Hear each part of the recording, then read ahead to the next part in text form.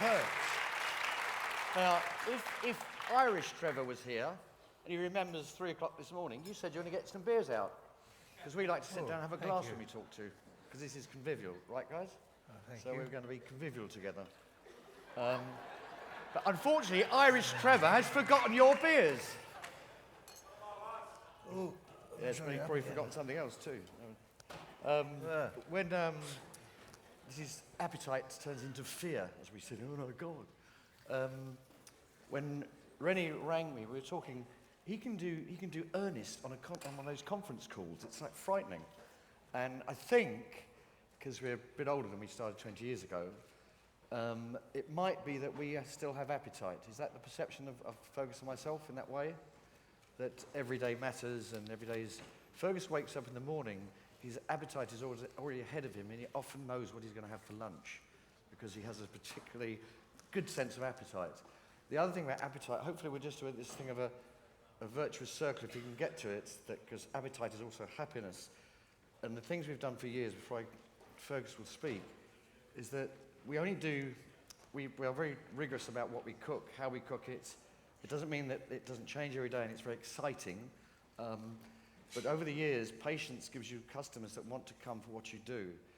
When they come, if they're coming once a year or just twice a week, they come with appetite.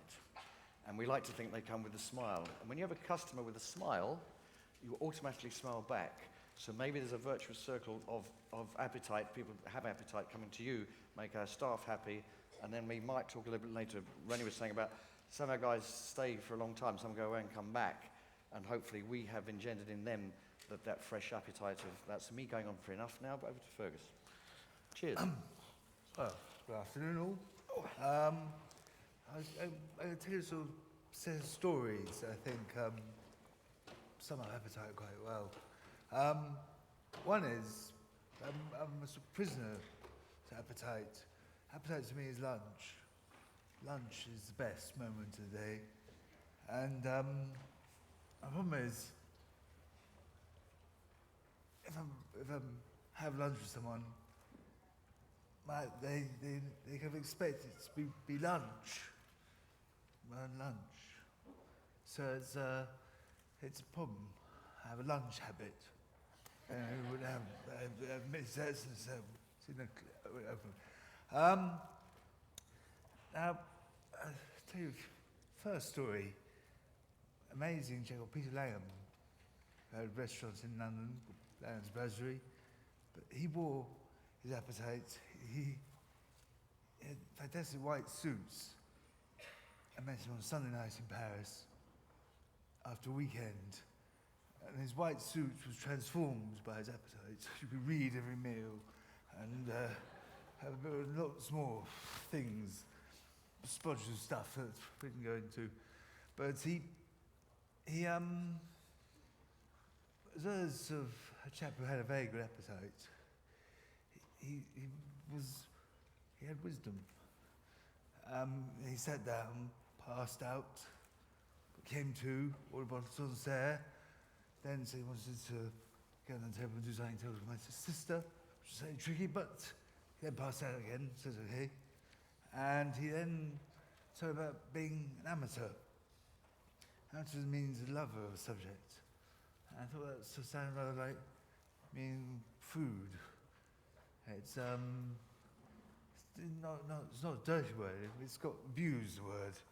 But anyway, that's, we should all get white suits so we could wear our appetite. You say Fergus doesn't go in the kitchen that much apart from mother hen all the boys every morning. But if he hasn't got his whites on, his shirt becomes his whites during the course of the day, I can assure you.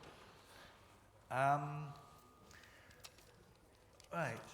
Oh. One second.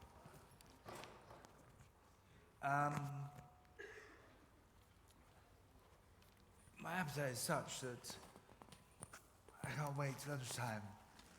So 11's I've started, which is 11 o'clock, glass of Madeira, slice of sea cake. Just gets you through to lunch. Your body's woken up, you've got in touch with your extremities, and you have just a little slice of sea cake, glass of Madeira, you're fine for the next 2 hours. When it's lunch. But the with is I'm all alone. No one ever joins me, which I don't understand. Because I think people think it's going to be some sort of best day written off. But no, it's just this fireworks display. Oh, a few minutes, and done. And then you go back to work for 2 more hours and it's lunch.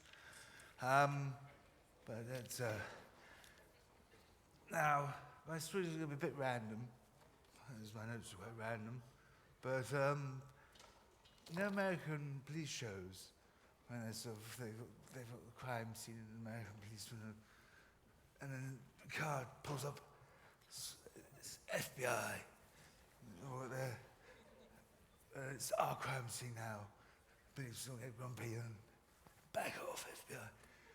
It's slight danger in this world. Things, it's sort of organic, sustainable way things. The words get used to like people arrive on a crime scene. Back off! I'm organic, sustainable. Let me through. So it's has to be slightly sort of. They're becoming words that sort of banter about, which is a shame because they're all kind of principles that we all follow. But it's next story.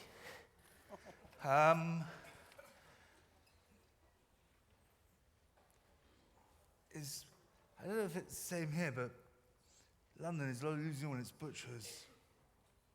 And stories about hugging a butcher. Even though you love them, don't disappear. It's because there's sort of, we get fantastic meat to the restaurant, straight from farms. But the general public seems to eat, the problem is they seem to quite like the pink meat in plastic that you buy at supermarkets. I don't know why, but there's some anonymous nature to it that seems to tickles people's fancy. But it should be, well, butchers understand their carcass, how it's hung for, and we'll be able to do the inside as well, which we do lots of. We're not bloodlust, testosterone kitchen at all. It's genuine fascination with in its extremities. It's not thrift either. It's polite, but you've killed something, it's easy all. But also, you open up a whole can of, lip sticking, trotters, tripe, which seems to be a word that still sends fear across people's. Yes. There should be an appetite for tripe because it is a wonderful thing. But it does an extraordinary thing that nothing else really does. It soothes and uplifts at the same time, which is an amazing thing for food. Normally you've got full, or there was enough. Tripe covers both options. It's and the spleens. Spleen. We like spleen. That does a magic thing. It has its own appetite. Well, it's when it's emotionally. It swells when you love. So suddenly, the spleen is a beautiful organ. Very well behaved, neat, bad press obviously. People invading their spleen in the past, but it's an organ that swells when you love, which I think is worthy of lunch. Now, next story. So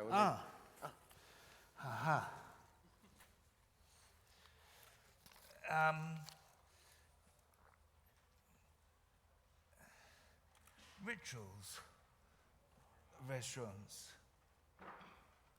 It's very old because restaurants made up of all sorts of things. It's good food, hopefully, but it's the place and how you sit down. It's John. I saw the pictures probably. It's oh dear. Yes. There's what I call culinary crutches, brass, rails, marble, low voltage lighting, paintings. But none of that. It's people eating, our decoration, our music, and gnawing a bone. And suddenly, that's all you need, really. You need it. Has it's. But back to Levinses, I still remembered. Which is why it's the same thing as lunch. It's very nice when somewhere become somewhere that people know they'll find you. So, like Damon Runyon, do you know Damon Runyon? Wrote Guys and Dolls. About gangsters who live on Broadway. And they all sit in the same coffee shop and they're sitting there and Harry Horse comes in and tells One-Eyed Tony, I've got a story to tell you. And then the adventure begins. But so I think that's what we also try and achieve is a place for gangsters to sit there and talk to each other. We like gangsters. We were out with a couple the other night. They know who they are.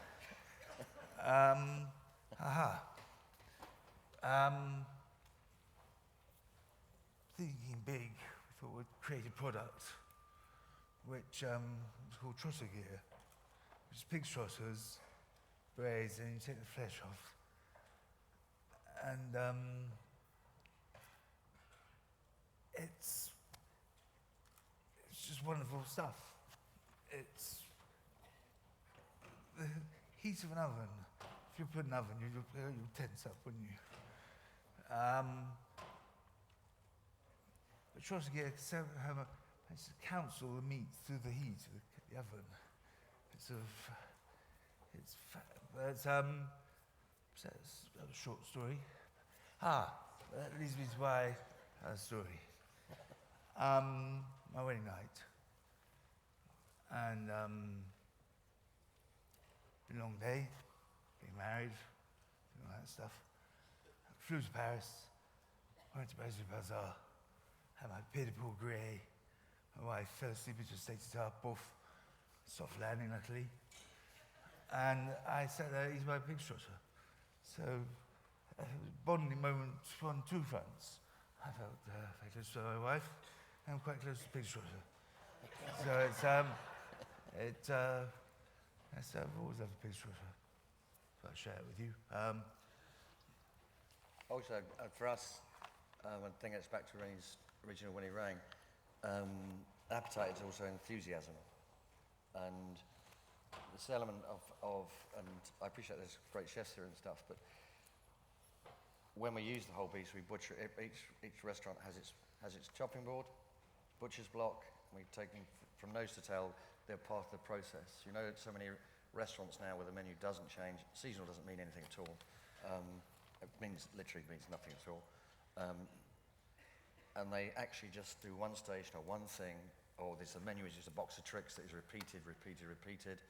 I got into trouble recently when I mentioned someone, he's a very good dear friend of mine, I mentioned Les Miserables in the same sentence. It's very good, but it's the same every night.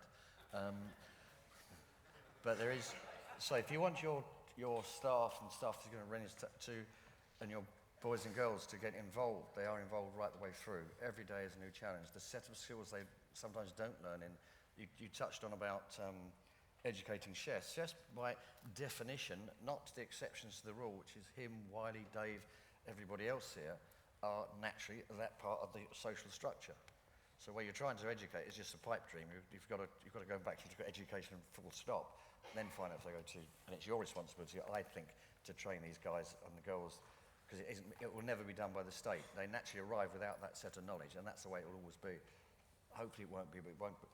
But the fact that everybody does everything and they take it all the way through, as Fergus would say, you know, if you haven't butchered your animal, how can you know it? Well, it comes in a bag otherwise, in portions.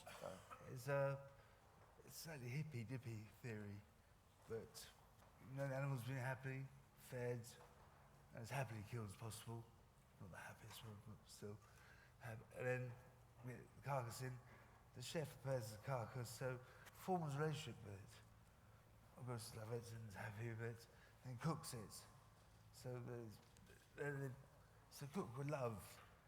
This love is imbued into the person who eats meat at the end. And the decisions change during the course of that exercise. And, you know, our menus will change. The hotel now are changing 4 times a day. But we have work in progress. So that's in brine, this is happening to that, that's that, this is what, you know, the joke about, there were Namura bankers I knew, and they came one day and said, Trevor, why on earth did you have woodcock on the menu, you've only got 4? I said, that's all he shot, mate. And that was the end of the conversation.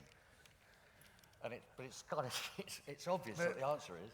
But bankers often come up with very strange statements. They come in and go, who's ever scariest thing on the menu? I ain't scary on the menu, it's all delicious. It's the bankers. Yeah, we don't get that thing. It's changed now, but you kind of used to get that in the early days, that they expected Fergus to be just covered in blood. And we had a lot of this shit.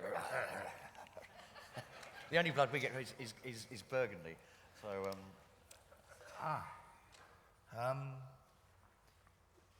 you've probably all heard this. Star Wars. The first one, the good one, before it went bad. And Luke Skywalker has been sent off to build Death Star.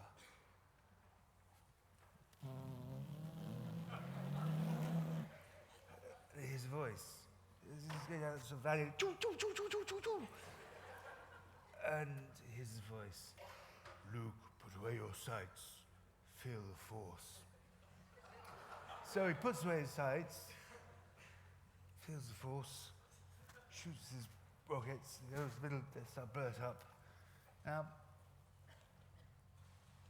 chefs have to be Jedi Knights, or Jedi chefs.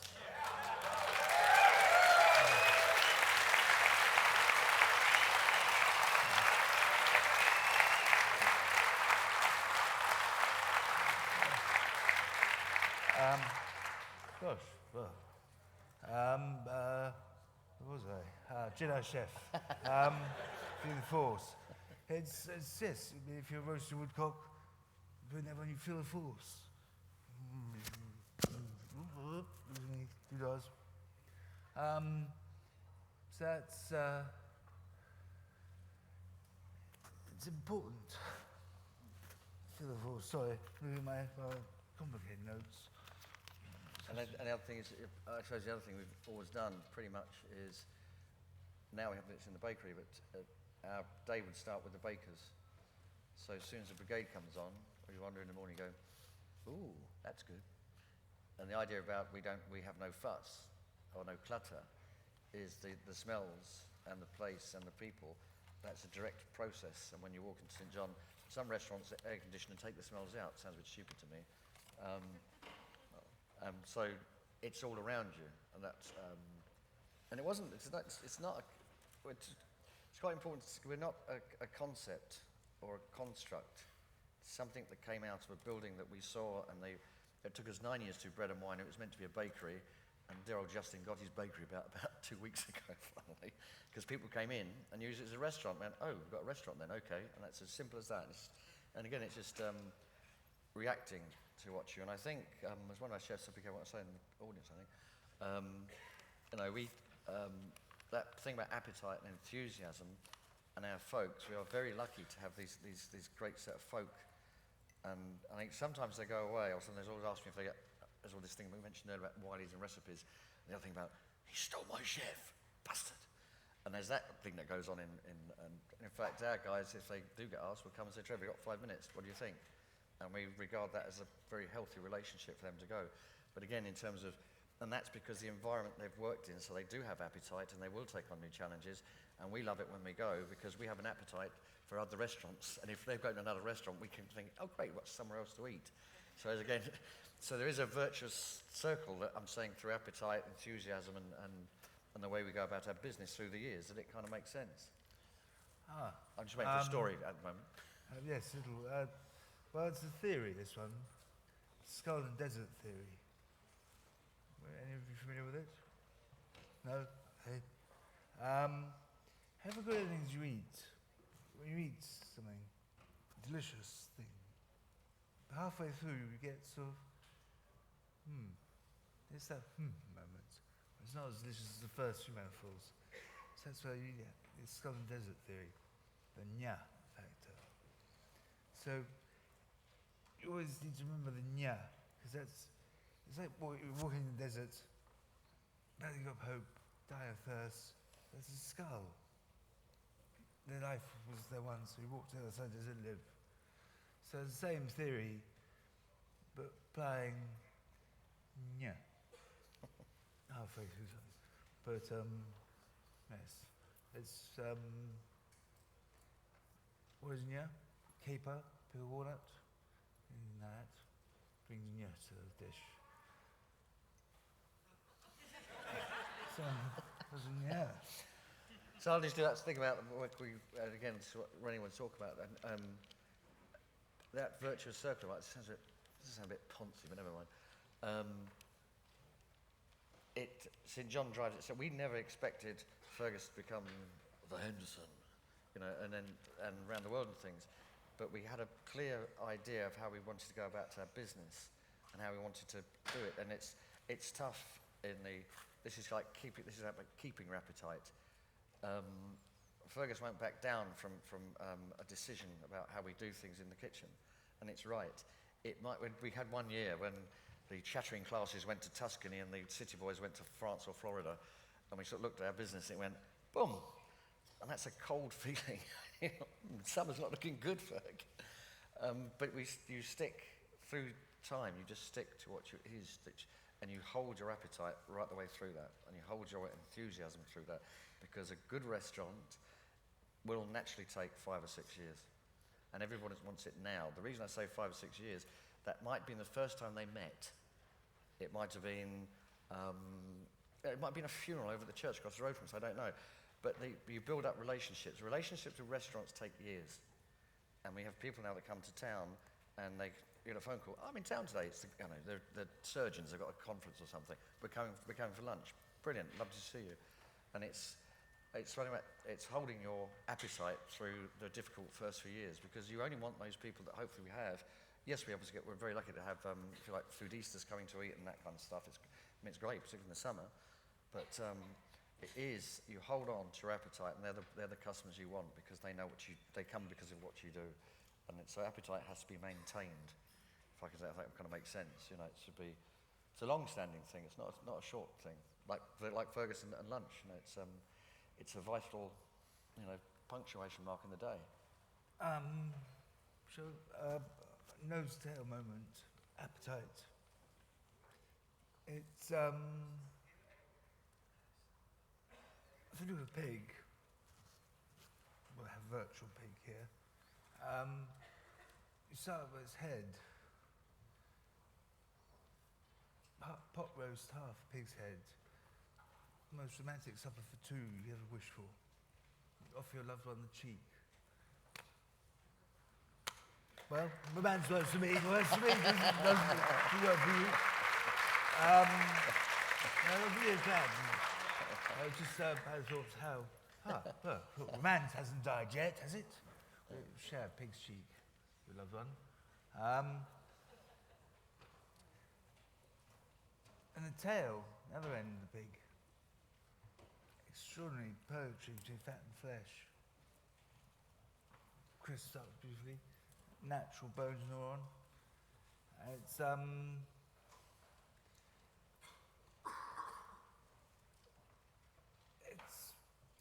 It's not thrift. It is pig's ears. Not maybe the most promising thing, but jelly them, press them, slice them thinly. It's lovely. Give of jelly, crunch of cartilage. Give jelly, crunch of cartilage. Well, dear, don't seem very piggy. We'd say, I'm sure the other boys, pig's head is a treasure trove of delights. This is one of the most wonderful things. It's always excitement when there's heads in the kitchen. So, and hopefully we've been out very late recently, for some reason, with certain people here. Hopefully, as we sit quietly, we're not always very quiet, as some people know. That appetite, enthusiasm, customers coming and bringing appetite, etc., is a thing. It sounds stupid. It was nearly 20 years ago now. Is the same every day, It is every day brings joy. Every day brings the first gull's egg. Every day brings what did Ben catch last night? And then it's the phone call.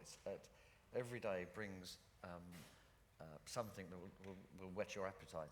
And it's sometimes, because I'm obviously the diligent, hard-working one, folks go, "Are we having lunch?" "Oh, no, I've got to go and do that. I've got to see the bank manager or something. Yeah, do a wine tasting." Gull's eggs are in. Lunch. And we would have lunch. You know, then our lovely lady makes our she raises goat's cheese. But of course, her goats are quite fecund. And then once a year, it's now past this year sadly, we take her kids. And it punctuates, it's about that many, and then as soon as those kids come in, and she likes them to go to our house because we like they're happy animals and kind of feels that we kind of treat them with respect. And then it's the kids, and they have them big and we do enthusiasm and appetite. Also, and folks allude about this plain stuff. You know, when you're a kid, you've got this wedding, and he's about 20, he's a bit like as nervous as me. And he's got this thing, he's going to try and he's got soup or something, he's going to try and get this bread roll, and you're going, "Just go away." And you go, "No, I don't want this." And what you actually want to do is tell the youngster to roll up his sleeves, don't worry about it, put the bread down, who's going to be mum, rip it with your hands, and we'll serve ourselves. So if you ever had the fortune to be in the Italy or France for a wedding breakfast, it's a feast. And we put in our restaurants, we also the clutter, some of the clutter's on the table, and some of the clutter's in the service that goes with it. The truth is personal experience and enjoyment. And that appetite is also driven by the people you're eating with. So when we sat down, I thought we'll sit down on the bales and we'll have a glass of wine, it'll be convivial. If Irish Trevor hadn't forgotten your drinks, I'm very sorry, you'll be drinking too. So there is the other thing about how you go about the meal itself, which we believe a meal should be almost a feast every day. And it remove the clutter, enjoy the food, you know, and then as soon as that happens, it changes, the dynamic of the table changes. As soon as you pass the bowl. These zeros and everything. Oh God, we can go now. Yeah, those, bro. Oh, that means you get a T-shirt. Really? Oh, we've earned our T-shirt now. It says 000. But all that stuff is, again, for us is appetite is not driven by the sight of some linen, is it? I don't know, paintings or it's quite nice that the Dorman's got, you know, some there are grand restaurants we love, but this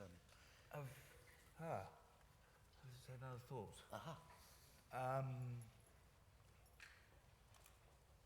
There's a restaurant called Sweetings in the city of London. It's only open lunchtime. Fish restaurant. Started life as a wet fish shop. So everything is tolerance and services allow for things to drip and a good lunch to be had. And it's but it's also working chaos, which is the way most restaurants are. It's crazy, that moment happens, then clear down, and it all starts again. But this place there's lots we learned from lunch to weekends, because you sit at the counter, a waiter is trapped behind the counter, they can't move. They call your order over your shoulder to a runner who brings it, passes it back to the waiter, so you have to lean on that, puts it under the counter, hands it to you. I had it all along. It's perverse at the moment, but boy, it's good. It really, it doesn't make sense. You wouldn't design that into a restaurant now. There's a big tried and boring moments, but it's a good moment. Oh, joy. Anyway, how are we doing? We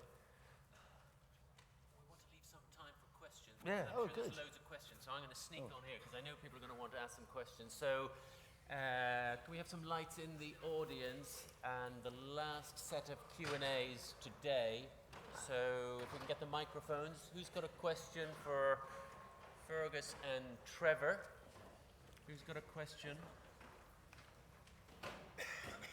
Now, you can't let me down. I've come on specifically and asked them to stop talking so that you can ask them questions. We've got one over here. You're just saving them for Ferren.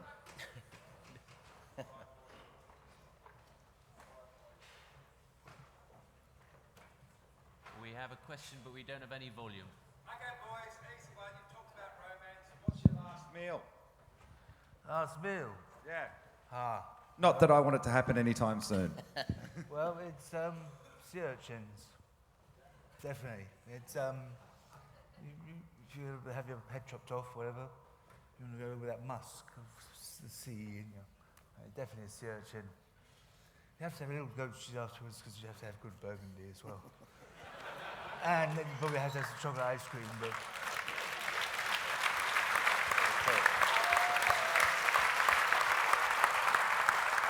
Very good. We got any more questions? Any more questions? Oh, Tete de Veau, Burgundy. What else you need? Glass of Burgundy and Tete de Veau. Yeah. No, I'm just smiling thinking about it, apart from the death bit. Yeah, that's good enough. Okay. Yes, question here in the front. No, you were just scratching your head. There's no question there. You have just bought a Ford Cortina. Okay. Doesn't have to be any more questions. Oh, okay. Oh, hang on. Yeah. Question right at the back. This is probably not a very important question, but you're a big inspiration for me, and I just wonder if I could take a glass of Burgundy with you guys later. Of course you can. That.